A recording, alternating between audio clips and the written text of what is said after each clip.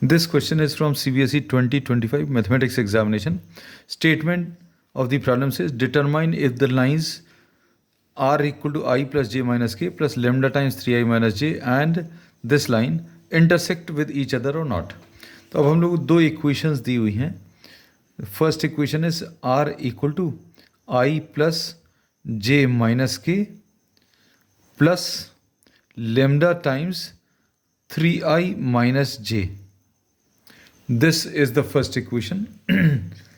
And the second equation is r equal to 4i minus k plus mu times 2i plus 3k.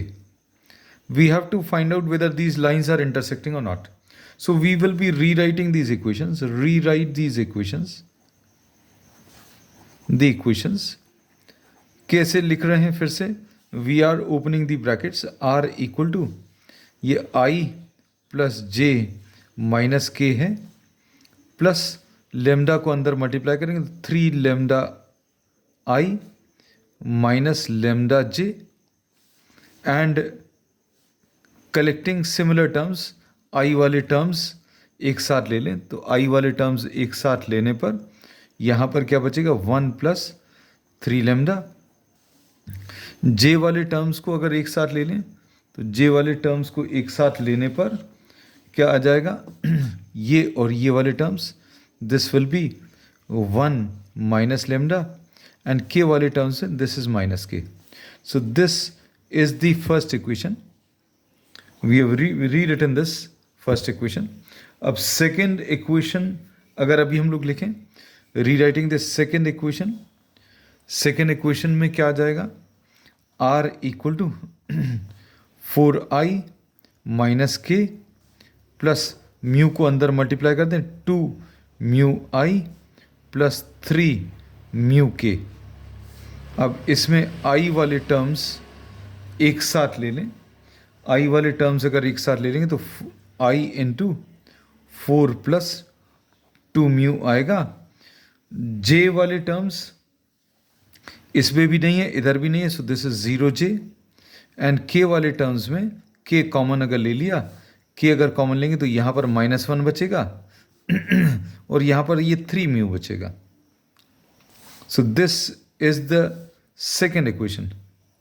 And for some point p if these two are intersecting, if first and second these intersect, अगर ये दोनों intersect कर रही हैं at the point P, किसी एक point P पर अगर इंटरसेक्ट कर रहे हैं तो R की वैल्यूज इक्वल होंगी. तो R की इस वैल्यू को और इस वैल्यू को इक्वेट करेंगे. We are equating the two values of R. क्या आ जाएगा I into 1 plus 3 lambda plus J into 1 minus lambda and minus k. ये r की value from the first equation is equal to i into 4 plus 2 mu plus 0j and plus k into -1 plus 3 mu. We have equated the values of r from the two equations. Now equating the coefficients, equating coefficients of i, j and k.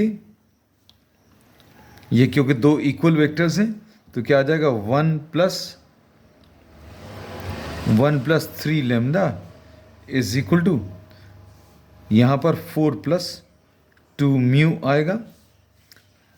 फिर उसके बाद j के coefficients अगर equate करें 1 minus lambda j का coefficient और j का coefficient यहाँ पर 0 और फिर k वाले coefficients equating the coefficients of k -1 is equal to -1 plus 3 mu. अब इनको सिंप्लीफाई करके lambda and mu you can find out the value of lambda and mu. इससे लेमडा की वैल्यू 1 आ जाएगी और यहाँ से म्यू की वैल्यू 0 आ जाएगी.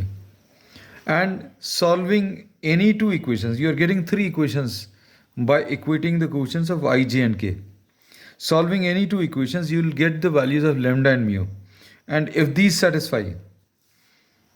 तो अब हम लोग इसमें लिख रहे हैं solving solving. We are naming these as A, B, and C. The three equations are named as A, B, and C. Solving B and C and substituting in A.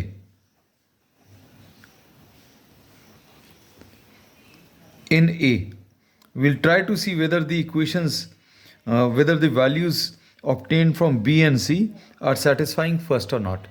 अगर ये equation, if these values satisfy the first equation, then the lines do intersect. तो lambda is equal to 1 अगर रखें तो 1 plus 3 into 1 is equal to 4 plus 2 into mu is 0. So we say that 4 equal to 4 आ गया. Therefore, the values obtained from B and C are satisfying the equation A. Therefore, we say that the lines 1 and 2 intersect.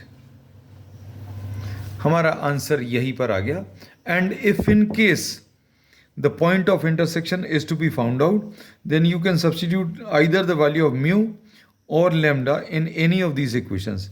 Any of these equations का मतलब ये है कि अभी हम लोगों को यहाँ पर जैसे ये इक्वेशन दी हुई है, इसमें या तो अभी हम लोग म्यू की लेमडा की वैल्यू रख देंगे या इसमें म्यू की वैल्यू रख देंगे.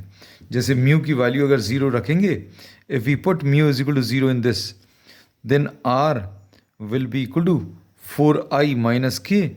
This will be the point of intersection. Point of intersection. This is not asked in this question, but if in case, if it is required, आपने इसमें म्यू की वैल्यू 0 रख दी, म्यू की वैल्यू 0 नहीं रखकर लेमडा की वैल्यू अगर 1 इसमें रखेंगे तो भी यही आंसर मिलेगा. So the answer is obtained in this step only. यहीं पर क्वेश्चन सॉल्व हो चुका है. पॉइंट ऑफ इंटरसेक्शन निकालने की ज़रूरत नहीं है.